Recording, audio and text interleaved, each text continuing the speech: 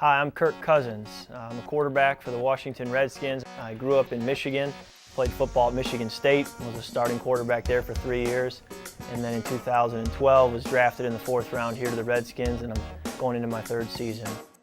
I'm really just an average Joe, and thankfully I do have a game plan for life.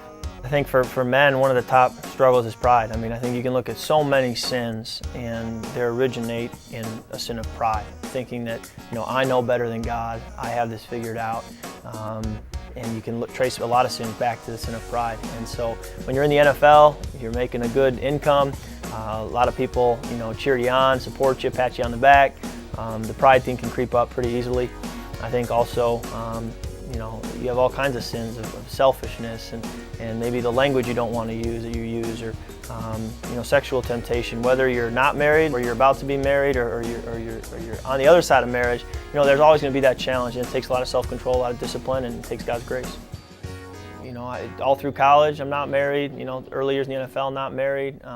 And whether you're married or not, I think you still face that temptation of purity, and even if you're dating somebody, you still face struggles of purity and waiting till marriage. And so those are always challenging, but you got to be patient, you got to trust God's plan, and by God's grace, thankfully, I'll be able to go to my wedding and say that I've waited, and very grateful for that. And it's been hard work, it's been tough. A lot of guys have wondered, why are you doing that, and kind of shake their head laughing at me, but I think that God will bless that and provide for that down the road, and so I'm looking forward to that after marriage.